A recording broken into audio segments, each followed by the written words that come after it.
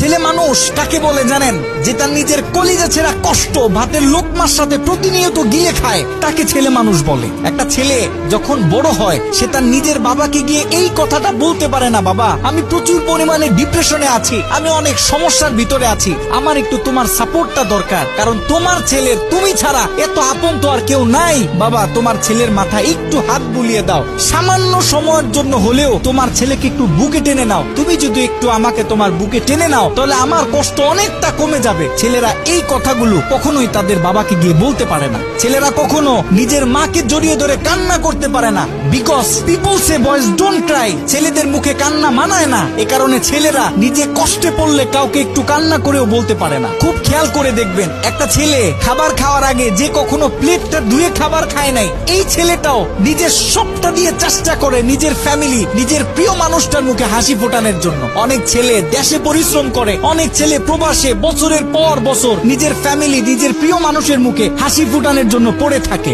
দিন শেষে ছেলেদের মুখে হাসি ফোটানোর মতো কাউকে পাওয়া যায় না। আমি মনে করি boys are the best actor in the world. এই পৃথিবীতে ছেলেরা হচ্ছে সব থেকে বড় অভিনেতা, কারণ ছেলেরা নিজেদের বুকে হাজারো লক্ষ কষ্ট পুঁতে রেখেও মুখে হাসি নিয়ে চলে, কারণ সে জানে আজকে আমি যদি ভেঙে পড়ি তাহলে আমার পুরো ফ্যামিলিটা অস্তিত্বহীন হয়ে যাবে।